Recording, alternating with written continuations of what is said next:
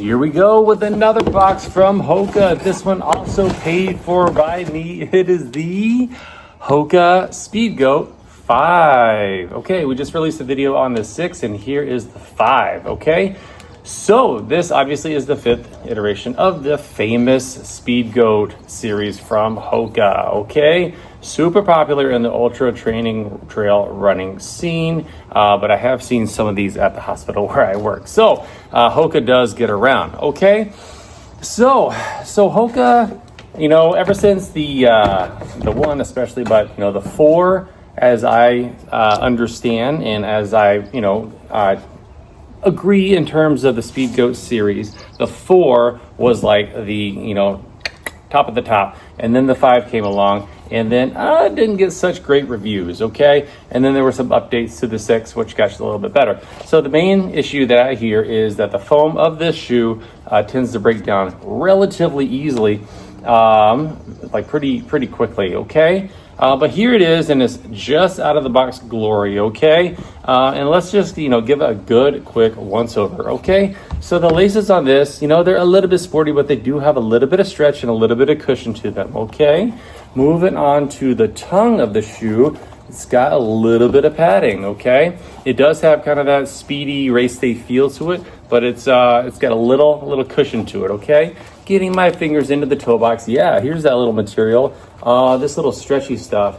So if you think about like compression shorts and like that material, that kind of elasticy feel, that's what this feels like. And it's like all throughout the toe box too, going all the way down and feeling like it does separate into like a separate piece of material here. And I'm like folding it towards my hand this way. So it's not 100% secure in there, but it does seem like, and we'll find out soon if it lays across the top of the toes, okay? So this material, this upper material, it doesn't feel super duper soft. It's got some abrasiveness to it, okay? But on the inside, just feeling along the inside of the shoe, it's not super soft. It does have a little bit of a scratchy feel to it.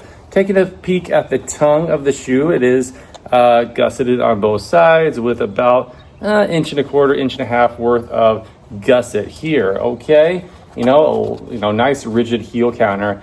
I say nice, but I'm not sure if I mean it, right? You know, because this shoe is designed to go, you know, marathon up to 50K, up to 50 miler, 100K, and then 100 miles. I've seen people wearing these shoes. So, you know, you definitely want to have something that works well for you, okay? So pulling out the insert of the shoe, okay, not bad, you know, pretty standard for the Speedgoat, I'm learning.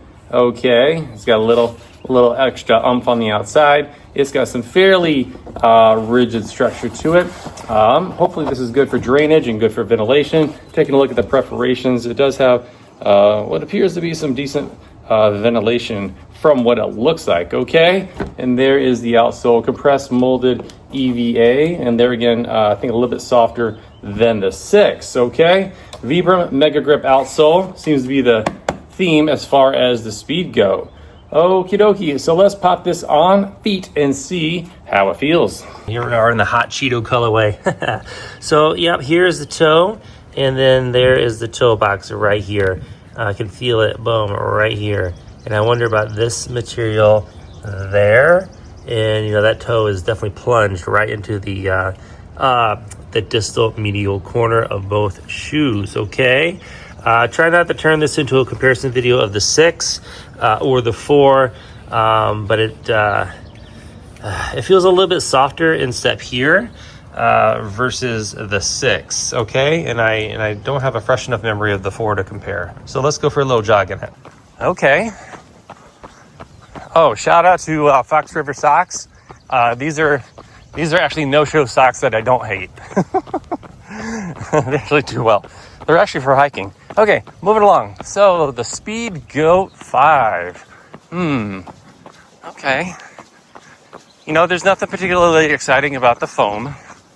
A little bit of arch support, but my foot just like slams down into the midsole. It's not uncomfortable, but it's just it's noticeable from the first big toe joint on back towards the arch. Whenever my forefoot lands, you're like bam, bam, bam, slamming down. Not too much heel slippage, but there is some medial heel movement, I can tell. I'm not sure if those two terms are different. They're on the heels. That's okay. Let's see how we do in the dirt and stuff. Woof-da. Okay.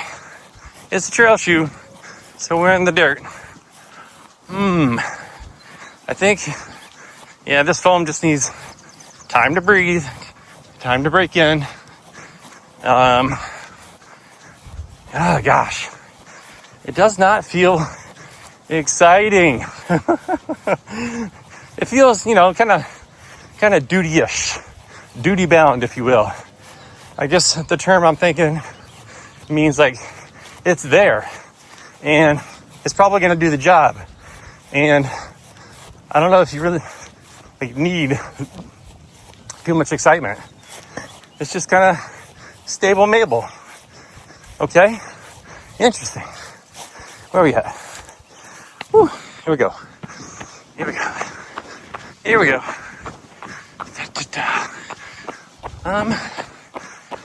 I don't know, guys.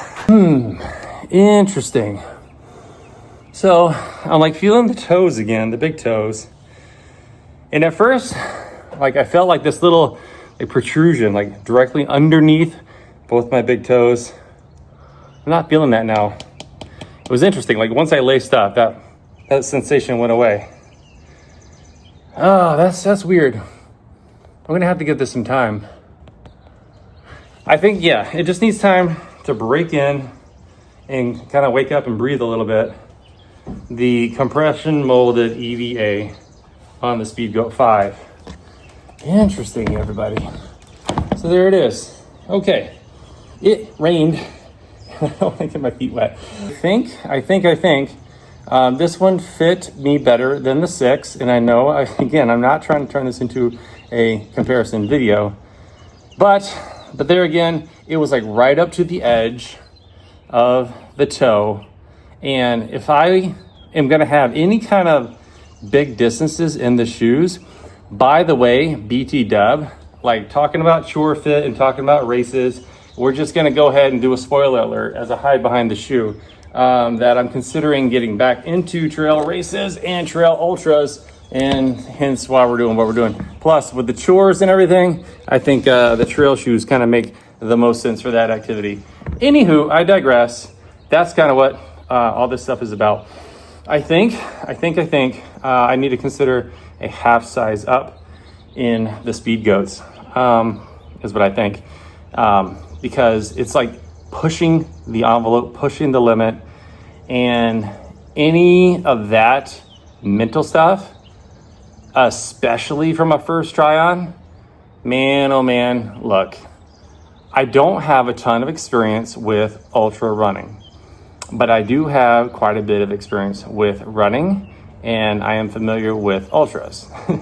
I know that's not saying much, but and as a person who works in the foot care industry, any of that mental stuff will only compound like as time goes on.